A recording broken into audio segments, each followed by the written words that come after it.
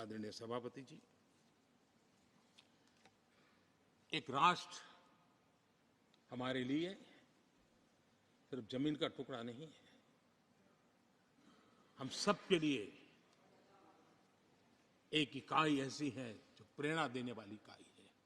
जैसे शरीर होता है, शरीर में जैसे अंगांगी भाव होता है, अगर पैर में कांटा लगे तो पैर ये नहीं कहता है, हाथ कभी नहीं सोचता है कि मुझे क्या, पैर को कांटा लगा है, पैर पैर का काम करेगा।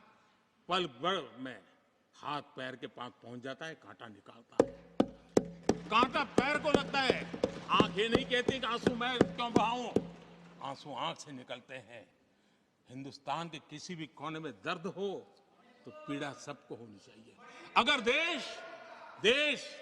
देश का एक कोना, अगर शरीर का एक अंग अगर काम नहीं करता है तो पूरा शरीर अपंग माना जाता है। शरीर जिस प्रकार से, अगर देश का भी कोई कोना, देश का कोई क्षेत्र विकास से वंचित रह जाएगा तो देश विकसित नहीं हो सकता है। और इसलिए हमें भारत को एक अंगांगी भाव से देखना होना चाहिए, उसको टुकड़ों में नहीं देखना चाहिए। जिस प्रकार से हिंदी और भाषा बोली जा रही है, देश को तोड़ने के लिए, राजनीतिक स्वार्थ के लिए नए नैरेटिव गढ़े जा रहे हैं। एक पूरी सरकार मैदान में उतर करके भाषा गढ़ रही है। इससे बड़ा देश का दुर्भाग्य क्या हो सकता है? आप मुझे बताइए, झारखंड का कोई आदिवासी बच्चा अगर ओलंपिक के खेल के अंदर जाकर के मेडल लेकर आएगा तो क्या हम ये सोचते हैं कि तो झारखंड का बच्चा है? पूरा देश कहता है हमारा देश है।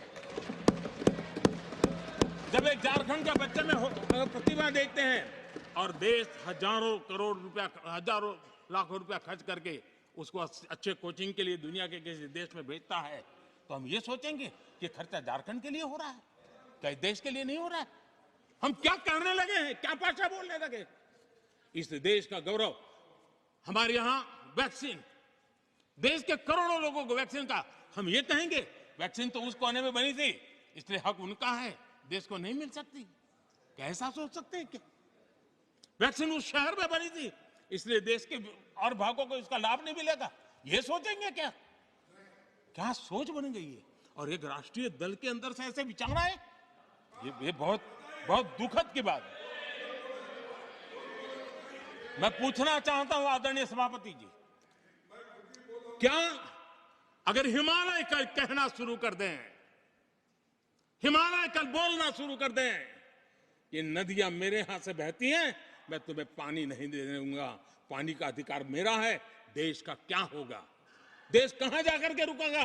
अगर जिन राज्यों में कोयला है वो कह दें कोयला नहीं मिलेगा, ये हमारी संपत्ति है, जाओ तुम अंधेरे में गुजारा करो, देश कैसे चलेगा?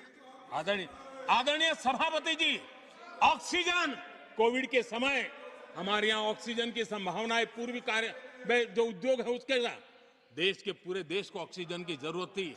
अगर उस समय पूरब के लोग कह करके बैठ जाते ऑक्सीजन को हम नहीं दे सकते, हमारे लोगों की जरूरत है, देश को कुछ नहीं मिलेगा, क्या होता देश का? उन्होंने संकट झेल करके भी देश को ऑक्सीजन पहुंचाया। देश के अंदर ये भाव तोड़ने का क्या प्रयास हो रहा है? क्या इस प्रकार से देश को, हमारा टैक्स, हमारे मनी किस भाषा में बोला जा रहा है?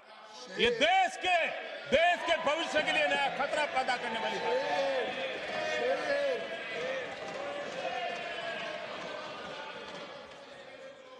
देश को तोड़ने के लिए नए नए नैरेटिव खोजना बंद कर दीजिए। देश को आगे बढ़ना है, देश को एक साथ लेकर के चलने का प्रयास कीजिए।